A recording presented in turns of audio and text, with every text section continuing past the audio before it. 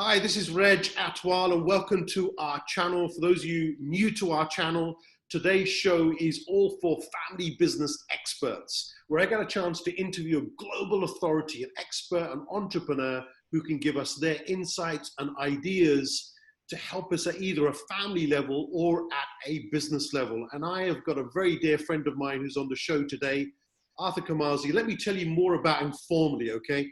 Arthur is ranked one of the world's top most influential thought leaders in leadership and organizational culture by GlobalGurus. As a best-selling author and founder of the Directive Communication Psychology, Arthur's gamification methodologies have influenced the training and leadership development industry. Through his unique game-based psychological approaches to leadership and corporate culture transformation. His innovative tools, assessments, and games, including a game that helps organizations gamify work processes, have visible return on investment on engagement, productivity, and effective behavior. His research on genetic foundations of the brain has been so inspirational in creating what he calls the color brain model, which I can't believe is being used by multinationals now in 57 countries. And he's certified 540 DC, Directive Communication Psychology, leadership and cultural trainers now in 19 countries. DC has become a global brand. So on that note, welcome to the show, Arthur. How are you doing in Bali? I am awesome. Thank you very much, Reg. It is an honor to be here, and thank you so much for the opportunity to speak to your audience. So first question I need to ask you, are you safe in that castle right there? There's swords that are, right behind you there. It makes me a bit nervous. No worries. We are very safe here. We've got big giant doors that we can close to keep the zombies out in case there is an apocalypse. So tell me, this is an exclusive interview about your new book that's going to be coming out soon. Tell us, what is this all about when it comes to Game On?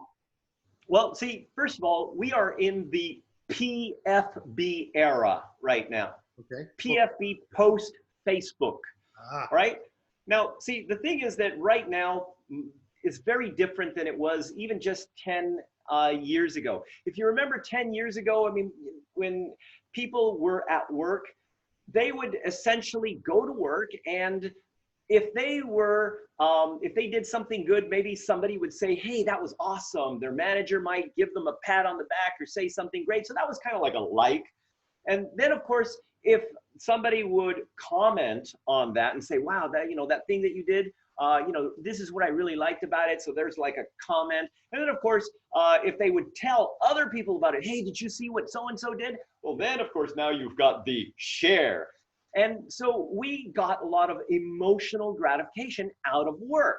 But now that's very different, because now literally our emotional gratification is in our control. It's here. Yes. We can just post a picture of a kitten on Facebook or Instagram or whatever it is for you, and you get 100 likes in 20 minutes, and it's like, I'm awesome. It doesn't matter. I don't need all of this from the people at work or from my manager or from my leader or whatever.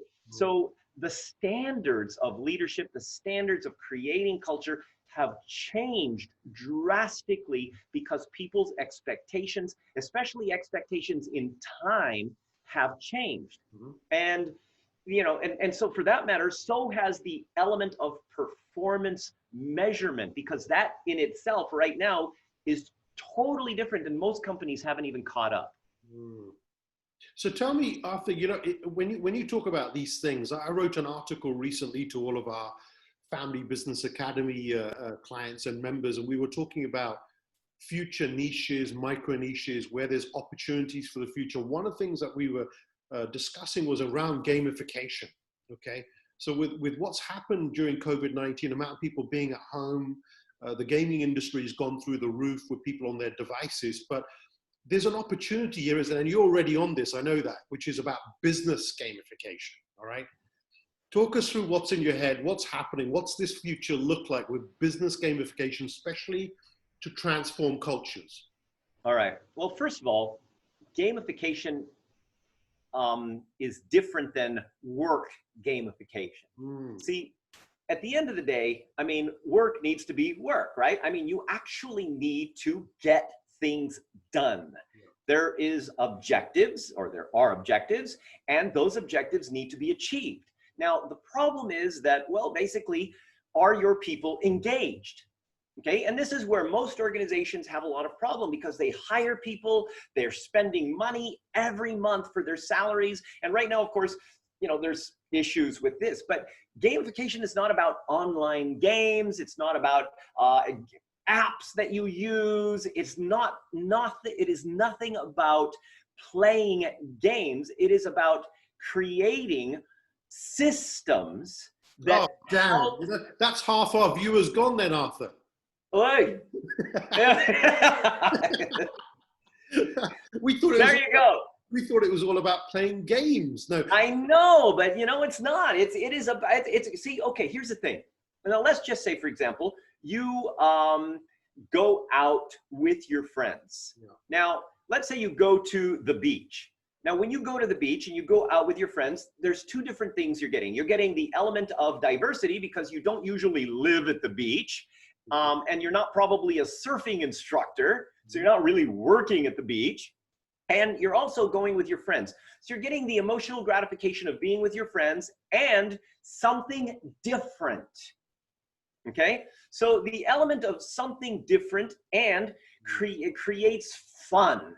And so when we can take a system, we can take work and we can create a system that makes it fun through different types of measurement, which also is performance measurement, but in a gamified way. And you make it, you theme it, and you kind of create these different elements of measurement that help you to achieve certain things, and of course, getting certain benefits, which do not have to be money. Then you are consistently moving forward and work becomes gamified. And as far as, see, right now, Facebook, Instagram, they're already gamifying your life. Yes. Okay. See, as human beings, we want to have value. We want to feel that we are adding value. Can I ask you, Arthur, just to come in there, which is, sure. So can you give us an example of maybe a process within an organization which you can gamify, as you term it, which could be playful and fun, that creates a result, but at the same time, maybe there could be an element where there is online or tech involved as well? All right.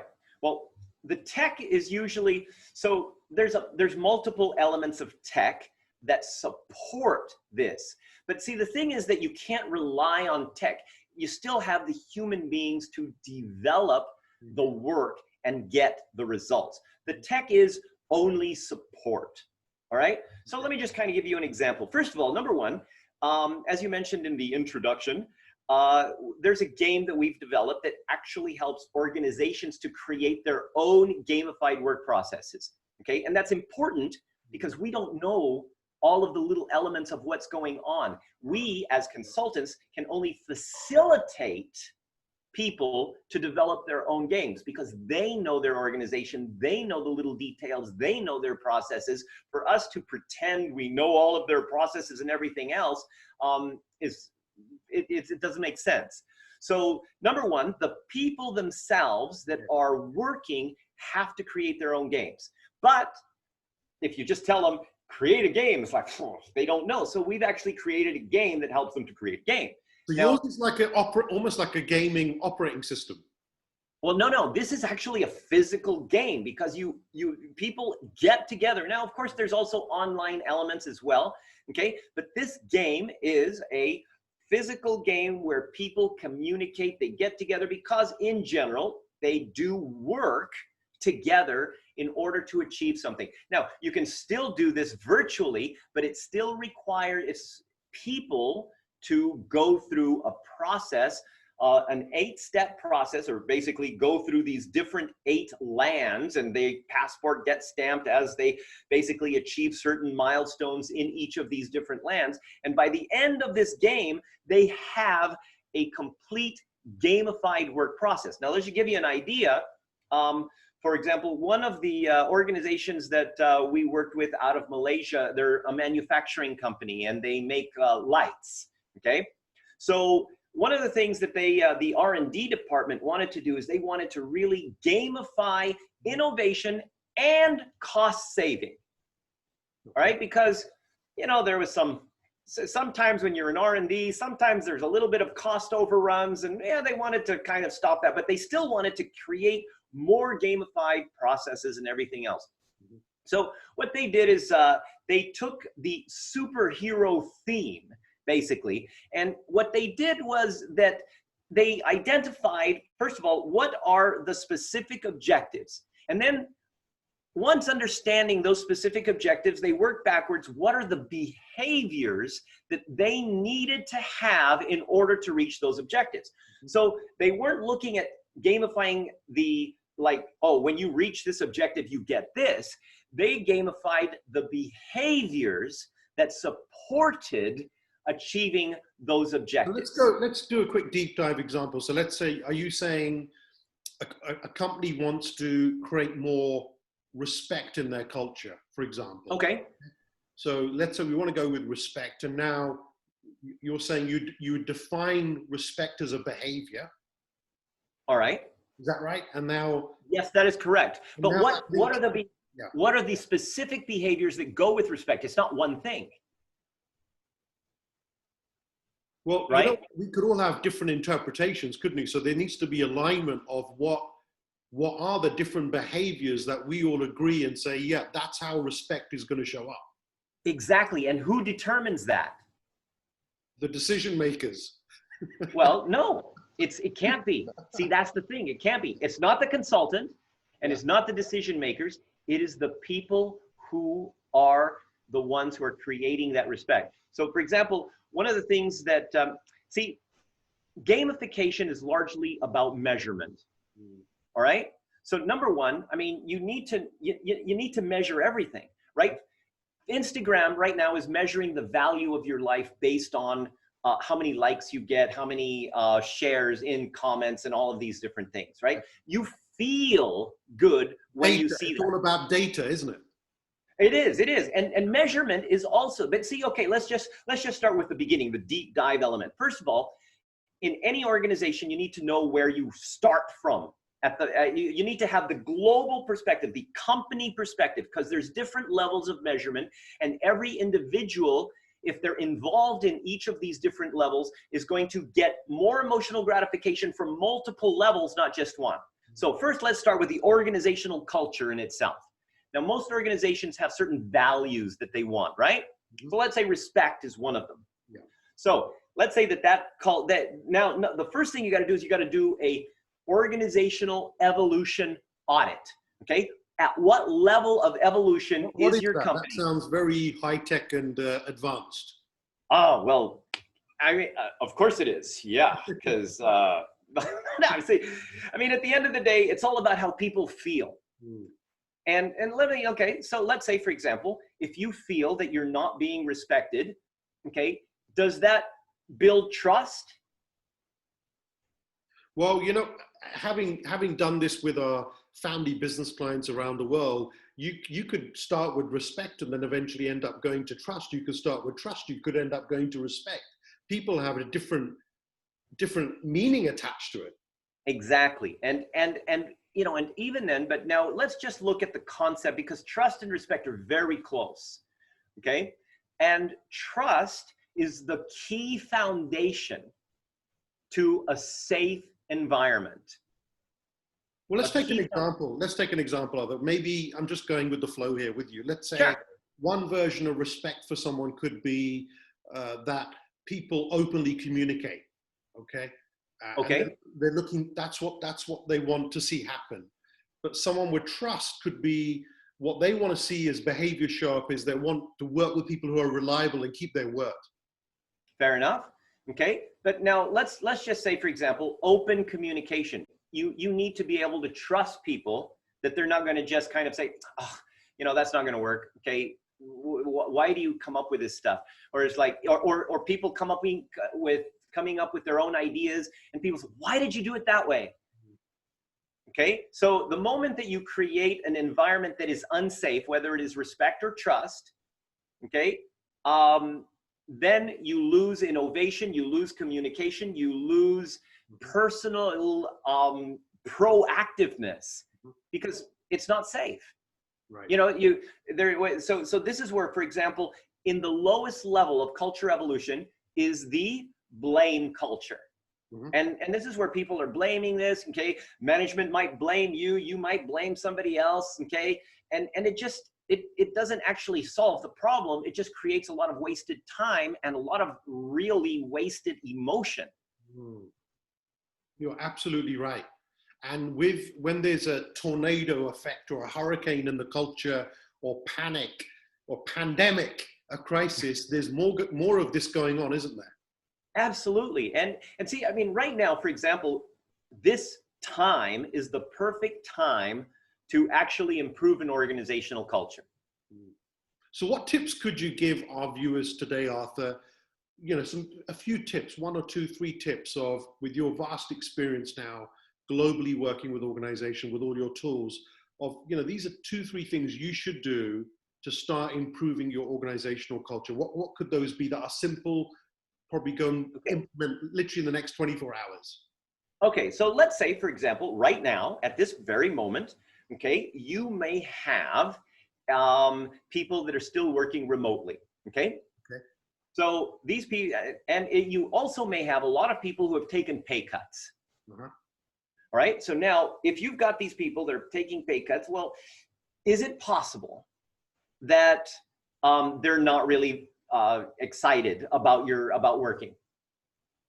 That's a possibility, of course. Yeah, people are at the lowest level emotionally, motivation-wise. They're wondering, will I actually be here next week or not? Exactly. Okay, so now what if senior management, okay, business owners, okay, they support the people to come up with the way that they want to work together when this whole thing is over. So let's just say the management comes to the people, connects with all the people and says, hey, okay, we want to help to support you to build the kind of culture that you want to create, the ideal working environment for you to really succeed working with our organization. And we will, you know, want to listen to the things that you want to fix and how you want to work together and how you want to be treated by each other and by the management.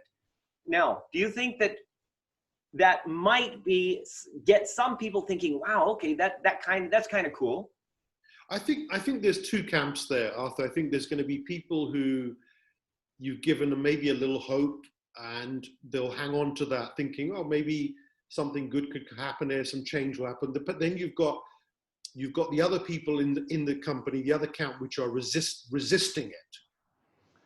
Okay, and usually the camp that's resisting it are the people who feel that they may lose some kind of power or benefit. Correct. Okay, so what you do is basically within you know, the different people that you have, the different employees that you have, you will always have people that we call key influencers. And those key influencers do not necessarily have to be managers or have any position. I mean, in some cases, like a family business we did in Singapore, the tea lady was a key influencer. Why? Because she listened to people. She listened to everybody. She listened to people from here, and people would ask her advice. And because she knew what was going on, okay, literally she was able to give more advice, good advice. And she knew more about what was going on in the company than the CEO. You know, and so the people that are the key influencers are not necessarily visible, but people respect and trust these people. So you get these people to create cells or groups of people that they know and work with, and even their supervisors, to basically come up with the ideal working environment. And I can guarantee you, no matter what country they're in, no matter where they are, no matter what age group, what education, the ideal working environment is going to be the same. Can I ask you, Arthur, I was thrown this question recently by someone, which was, we were talking about culture, and it was almost like, forget culture. Forget this cultural stuff. I just want people who are accountable and execute. Okay. What's your thoughts around that one?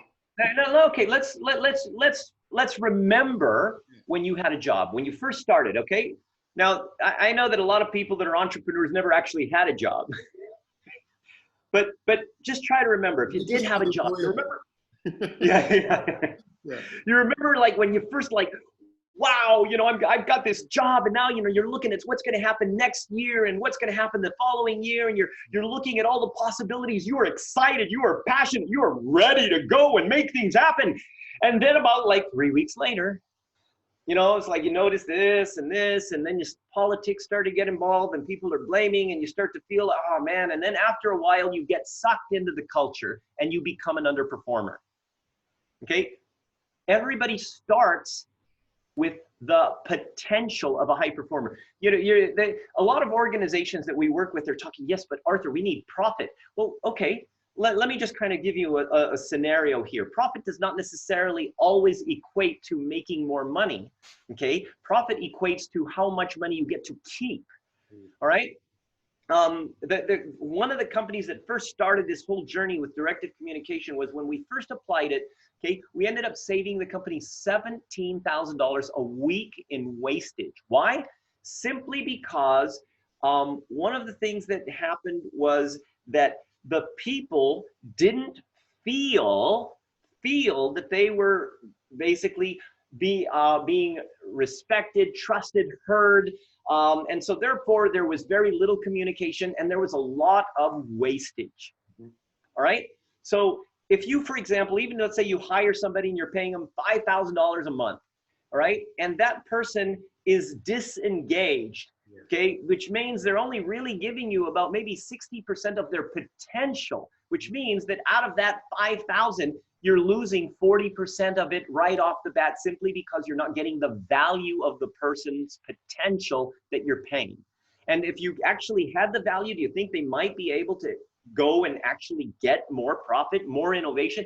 Innovation requires a safe culture that people feel that they can be successful personally in the process of achieving objectives. So going back, Arthur, with everything you've explained there, going back to the respect and the trust, you know, going to the people who are going to be driving these behaviors. So based on those tips, then, so as I've got a very left brain sometimes. I need to check off now. So what's in summary? What's the one thing that they need to do? Step one. Okay, step one. The first thing you got to do is know where you start. Measure what culture, what level of culture you're at. Right. Okay. Step two. Yeah.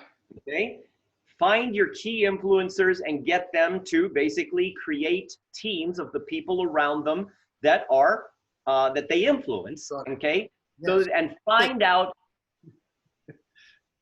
Yeah. Go.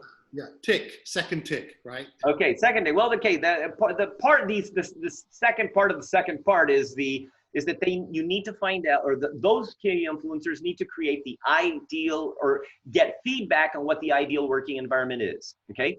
And it's always the same. We've asked this in 57 different countries, different people, it's always the same. Teamwork, something related to trust, whether it's accountability or being trusted to do things your way. It's something related to clarity, knowing what you need to do to succeed. Something related to being supportive as a group. So that means if I need something from the CFO, I can go and talk to him, and he's not going to say, "Hey, sorry, it's not our business." Right. And then finally, fun. People want fun.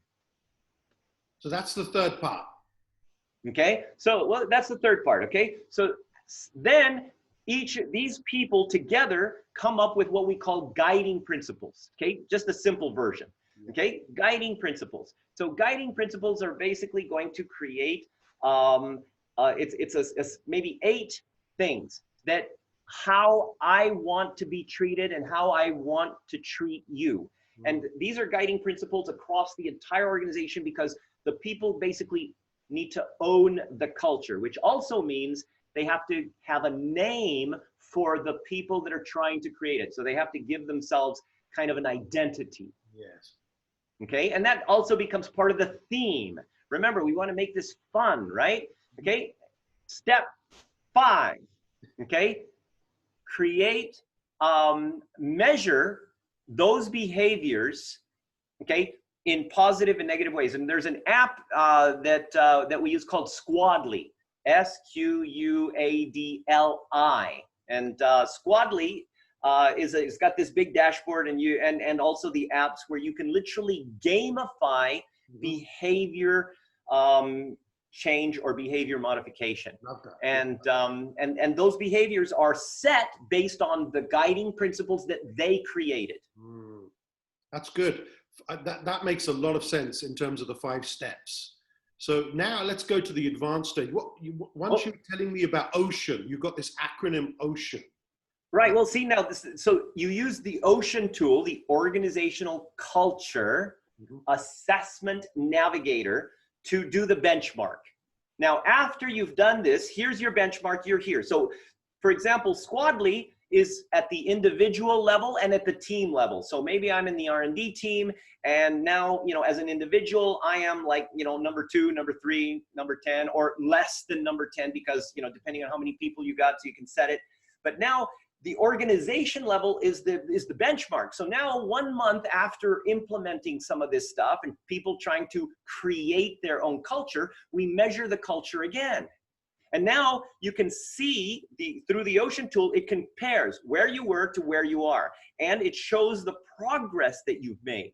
So now the entire organization gets to go, wow, look at what we as an organization did. So you've got measurement at the individual level, measurement at the team level, and measurement at the organization level, all being gamified, all having like fun things that Arthur, can you give me an example, just one example, just so to understand it, then going through the Organizational Cultural Evolution Assessment Navigator. Did I get that right?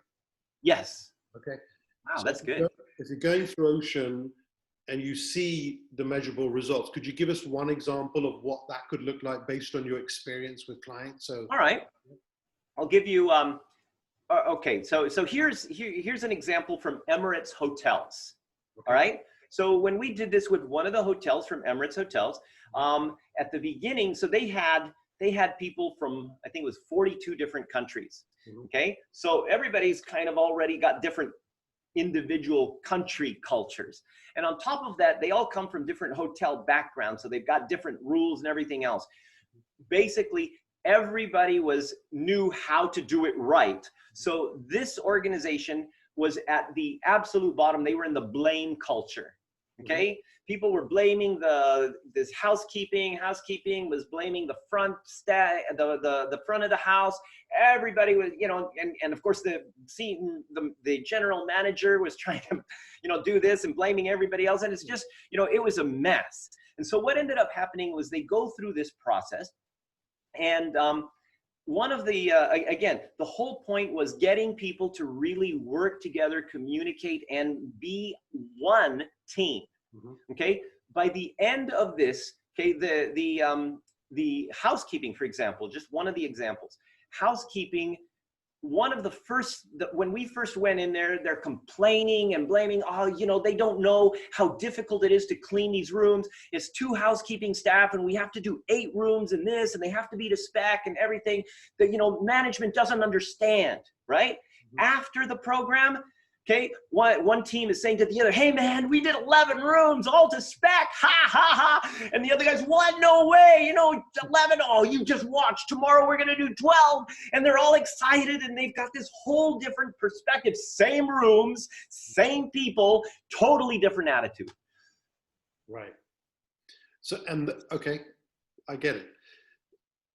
With the time that we've got, Arthur, when you obviously your new book's going to come out soon about this whole aspect of gamification on the business and the process side, for our viewers or people who want to know more about what Arthur does and what DC is all about, could you tell us a bit about your business model and a bit about the colored brain system and why so many people around the world have partnered with you and got certified in this area for people who've never heard about it before? Well, okay, so first of all, Colored Brain also gamifies communication improvement, synergy, and teams, okay? And Colored Brain is a system, it's not a test. Okay, once you get inside, all of the people on your team are in there, and you can click on little buttons that says that, and you can, that gives you insights on how to work more productively with this person, how to lead this person, how to have better relationships with this person. And so you just click on these different things, and it tells you what to do based on the genetic way that their brain gets clarity and interprets information. Can I ask you, to get to that clarity, genetics, color, there's a lot of, like, as you said, this is not a test. There's a lot of psychometric tests out there. Okay? Well, yeah, so this DISC and Myers-Briggs and Belbin and SHL and this, happy this, you know, there's a lot of stuff. So first of all, this is not a personality test. It only measures one thing, okay?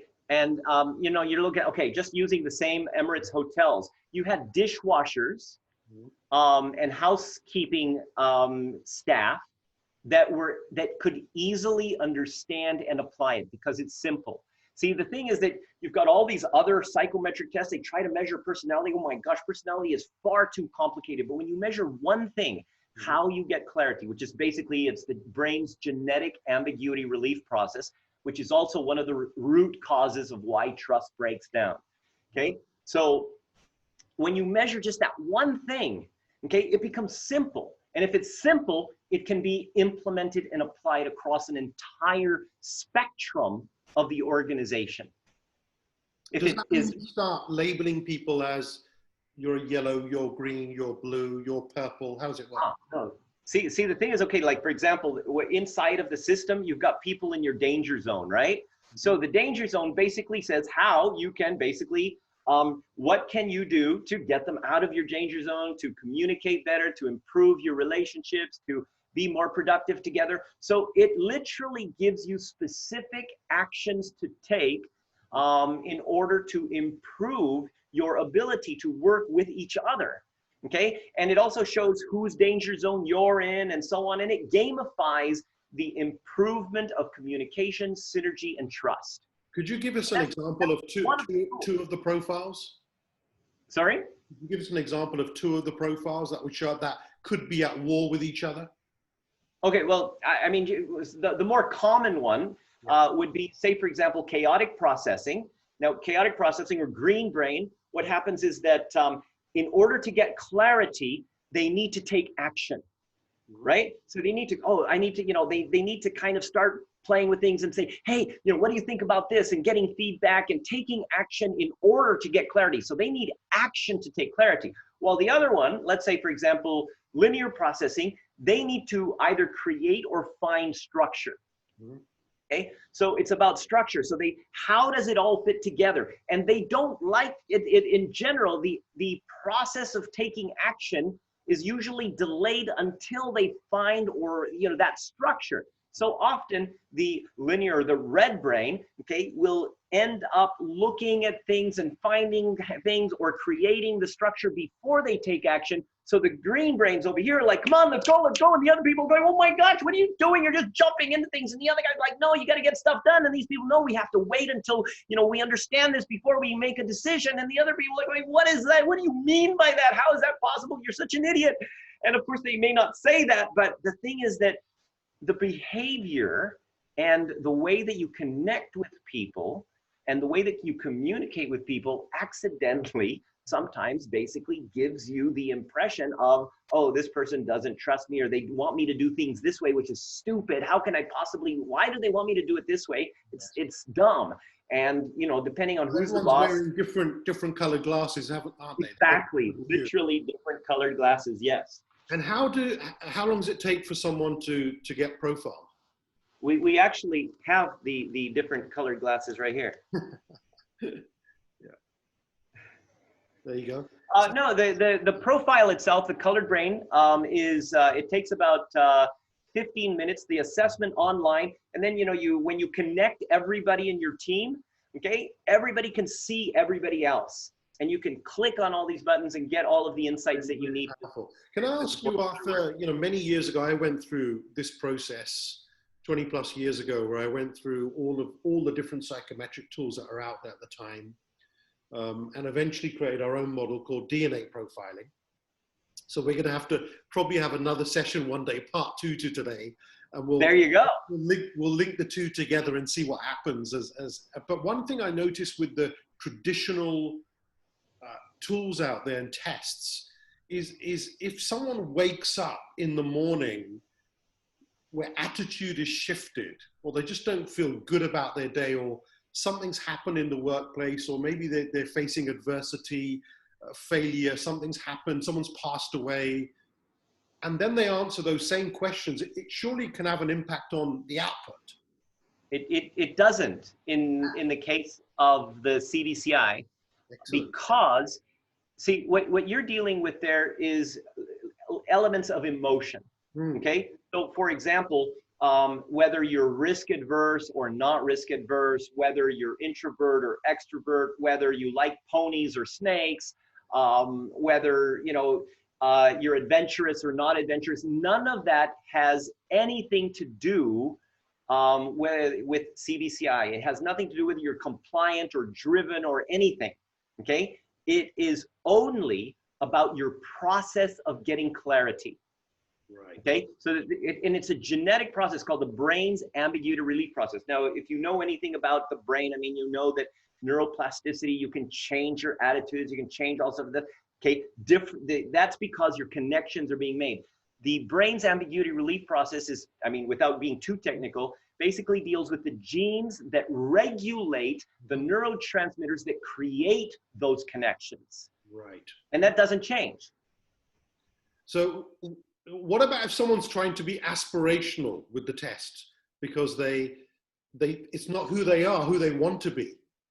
That does happen. Okay, the test is a little more is a little under 90% accurate, 89 point something. You know, the accuracy. But then, of course, you know, there's a second test where you just play a card game with them for about 7 minutes. And that will either confirm or deny the actual test results. Yeah, and but some of them where it's very obvious. I've got your deck of cards here somewhere from when you gave them to me in 2006. There you go. This is the new deck. Love it. So if somebody wants to engage with your company, what are the different things that you can do for them? Well, I mean, ultimately, the right now during COVID-19, we're actually even giving away free organizational culture consulting, where we will actually do an audit and then identify what you can do to get your people excited to literally build your culture when they come back. So that way, even though people are not happy, stressed out, at least they have that hope, that purpose through crisis that can help to bring them together. I really like that, Arthur, because one of my dear friends, Jeff Ram in the UK, talks about welcome back celebrity service and customer service. But what you're talking about is welcome back culture. Yeah, I mean, and that's really that's because, and we're doing it for free, not because we're altruistic. I mean, right now, here's the idea. You help people when times are tough, they will remember you when times are good. So we're going to make sure that all those details are in the description area. I'll make sure Arthur and his team get them to me before this video is uploaded for all the platforms. So Arthur, apart from that, we'll also mention the description, this ocean area that's one could find out more about. That sounds good. The color brain area, this free test, and a whole bunch of other things of how you can connect with Arthur on LinkedIn and also go to his website. I always like to squeeze out, Arthur, from all our experts, as many tips as I can. What other one thing do you want to leave the viewers with your vast experience all of these years to say, you know what, there's things that we know, there's things that we don't know, but there's things that we know work. What is that one extra thing that you can share that to everyone say, hey, this is something I'm going to leave you with, apply it, use it, this will work for you. And now this is a little bit hard for some people, but here's one of the things, okay? When it comes to culture, when it comes to creating high performance in your people and getting them to own the culture and so on, this is an important factor. First of all, any culture initiative in this day and age needs to be bottom up. Okay, so it's not top driven, it is top guided. You set the guidelines based on what you want to achieve, but it has to be a bottom up initiative. Second, the culture is got to be separated from the company. The people need to own and nurture the culture so that the company can succeed, but the people need to own it. And that is a really key distinction, because when they feel they own it, it's like they're kind of, you know, almost it's a like, contradiction. It's almost a contradiction, isn't it? but the thing is that it's the people that, you know, you'll get all these people that say, hey, the leader will, will change the culture the moment that the leader changes. You know, to a certain degree, absolutely. I mean, I don't disagree with that, but when the people feel that they own the culture, you will get so much more power and passion, and for that matter, even personal, or the ability to really use your existing abilities, right? As opposed to where people become underachievers because of a culture that is imposed on them, and things and processes that are imposed on them that they think are stupid. See, one more thing. I don't believe that people resist change. Okay? If somebody comes up to your doorstep and says, hey, here's $10 million to change your life, would you say, nah, I'm good? Okay? People resist what they believe is stupid stuff. Okay? If they believe that it's not going to improve their ability to improve, to succeed, they will resist it. But when they own it and they're making decisions, okay, and the thing is that all these decisions are predictable. We know what people are going to come up with, okay? When we do these little discovery process, we know in advance exactly what's going to happen. So it's never really a surprise. And all of this actually... I've got one extra thing to add to that then. I'm just curious now. Got me going. Okay, so I get the bottom and then work your way up. I get separation between culture and company. I get that. Is there anything more important than culture? Wow. I mean, if you want your organization to succeed and be profitable, I mean, ultimately, that's what's going to decide. There are organizations that are very profitable with poor cultures, okay? No doubt. But the point is, how much more profitable could you be if you had a great culture? And it's long term, isn't it? If you get this right, it is. Long term, the family businesses that we work with, if you're really going to build a legacy and sustain things, it is all about the culture. And right now, and again, especially now, okay, things are moving so fast. If you are not an innovative organization, you will be left behind. And the only way to be an innovative organization is to have an environment that is safe. And in order to create that safe environment, to make it fun, okay, you use gamification and various elements of measurement to create a system where people can have fun in the process of personally being successful while achieving organizational objectives. Love it. So Arthur, in your castle, do you have a dungeon? I do. I do. We got secret passages, and statues that move, bookcases, it's all there. And all the people who come to your car, by the way, for those, you're going to have to connect with Arthur directly on this, but he's got this castle in the middle of nowhere, some mountain with beautiful views. But, you know, question is, does anyone who goes there for a retreat, do they manage to get back out? Oh yeah. No, it's fun. I mean, it's this place is literally carved into a volcanic stone mountain, right? And it's right on the outskirts of the Ubud town in Bali. And but yeah, if you want to check it out, you can look at corporateretreats.asia. Aha.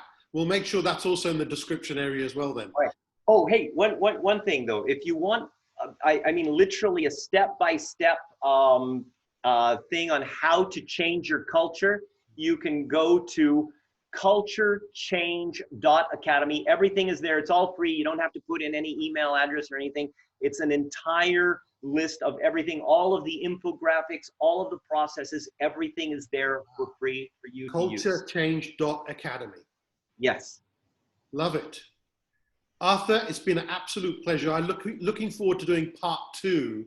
Hey, there you go. We compare profiling techniques and also talk about after you've launched your book, okay, and what's in store for gamification on the business side in the future. I think you're doing some amazing things, definitely innovating in our industry. And now I know why you're always in the top gurus list when it comes to leadership and management consultant and other areas every single year. So thank you very much. And we'll catch up again soon, and appreciate all of your time today. All right. Thank you, Reg. It's been an honor. Thank you.